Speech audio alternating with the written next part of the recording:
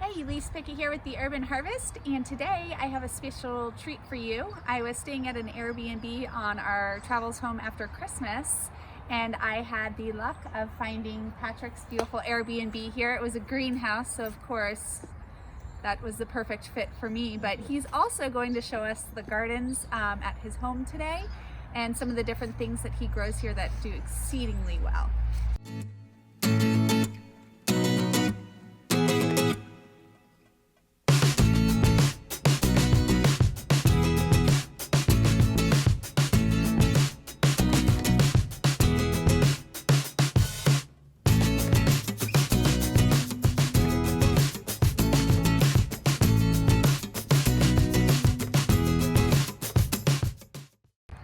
So Patrick, what got you into gardening?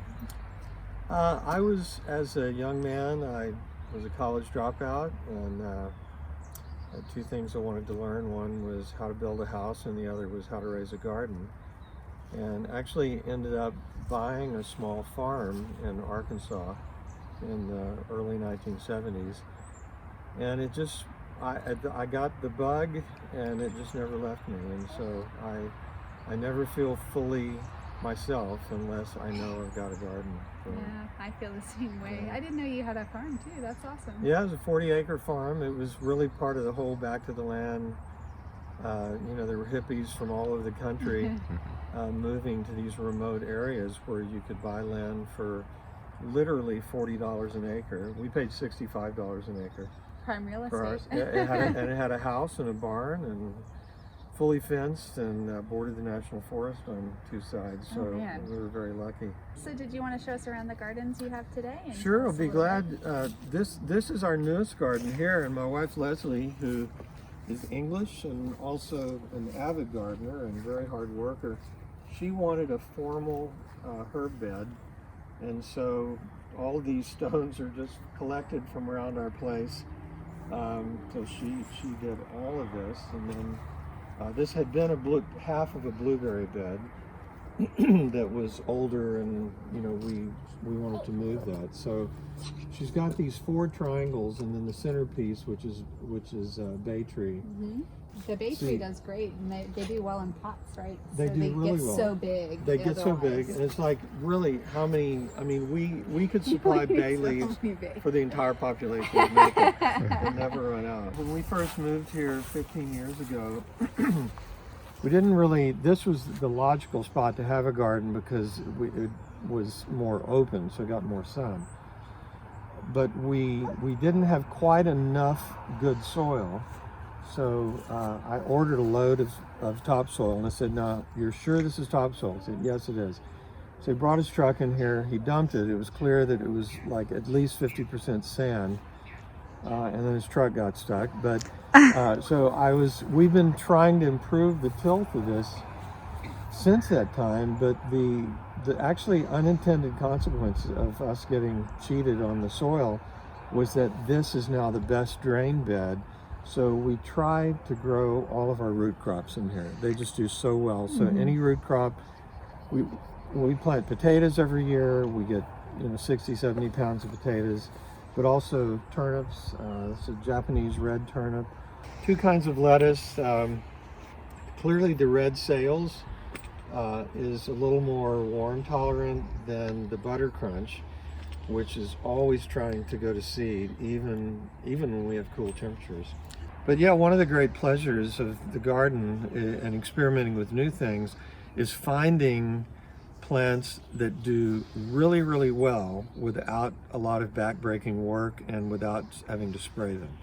So we don't spray with anything other than soap compounds and things like that, all organic.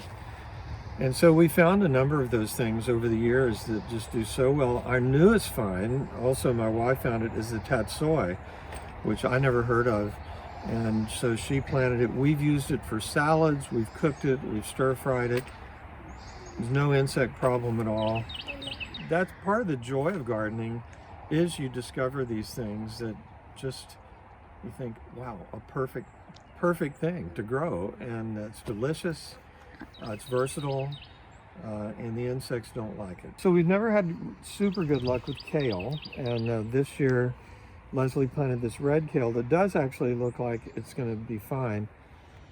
The stuff that's already bolted is Chinese kale. We're not really sure what to do with it. We tried to cook the florets like broccoli rabe and made a pasta, but they're not as spicy and delicious as broccoli rabe. So that's one that will probably not make the cut. You know, gardening is it's a lifestyle. It's not a hobby. I mean, it can be a hobby, I guess, but for us, it's just something that we live in. And it's part of the larger, you know, scheme of that we come from nature and we should learn how to live with nature. And so, yeah. These are Seminole pumpkins. I don't remember when we discovered them, but it was about 12 or 13 years ago. So we bought some seed. We actually were going to do what was called the Three Sisters, where we planted hickory king, corn, Seminole pumpkin, and Kentucky wonder beans. So that experiment didn't work all that great, but the Seminole pumpkins just covered our entire yard. And at the first frost, when we finally picked all the pumpkins, we had 120 pumpkins that ranged. The smallest ones were that size, that's maybe 2.5, 3 pounds. And the largest ones were probably 12 pounds. Holy cow. We stored them in an unheated building, and we ate and ate and ate them. And the following year, around early December, when we harvested our next year's crop, we still had 20 Seminole pumpkins that were perfectly good to eat, that had lasted a full 12 months. That's amazing. So, yeah, so they're wonderful and they're delicious.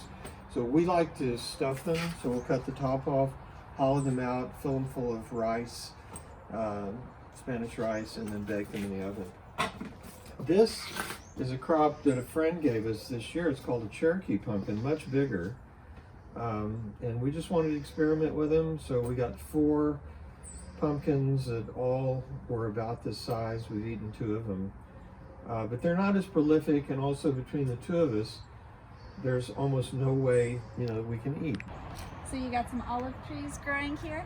Yeah, it was an experiment. It hadn't been completely successful, but they do seem to like it here in terms of just the tree growing. Haven't gotten too many olives, but I got all excited last year. This tree had a pretty big crop, so I picked all of these olives and, you know, found a way to, you know, the recipe for preserving them. And of course, they came out completely inedible, way too salty. But I just recently soaked them in clear water and gave them to some friends the other night, and did not tell them that I did. And they like them, so yeah. Success. Yeah. But the success actually is just in experimenting, finding out what your relationship with different, you know, different trees and plants are. Thank so. you. The olive trees are very phototropic, and so they want to lean towards the hot afternoon sun so much that I had to get some big rocks and put there to keep them from falling over. But you know, that's part of the joy. Now I know what olive trees, that they like the sun. Yeah, like the sun, the warmth, yeah. Yeah. It's finding that balance too, right? Between what the trees need and what we're looking for. That's right. Yeah. Just kind of working with it. And right. Rolling with the punches. That's part of the joy. Yeah. Well, thank you so much for showing me the gardens and Sure. for sharing some tips and everything with everybody. And thank you so much. We really appreciate it. It was a pleasure. Thanks. I love how things always seem to work out so perfectly. I'm so happy that we stumbled across Patrick and Leslie's Airbnb and got to tour their beautiful gardens and just talk life and talk gardening. It's just such a joy to connect with people like that. If you guys are interested in traveling through the Macon area, they have 2 Airbnbs. They're absolutely adorable. Definitely check them out. I have a link below so that you can see the Airbnbs and maybe work those into your travels. It'd be enough as a waypoint stop like we stumbled upon, but also for a nice extended stay. It's really pretty here, and I think we're going to be going to town to have, he recommended a beer garden, so we're going to go check that out in just a little bit. But anyhow, I hope you found this video informative and at the very least interesting. If you did, make sure to give it a thumbs up and leave me a comment if anything in particular caught your interest or if you'd like to see more of these videos. And until the next week's video, happy gardening!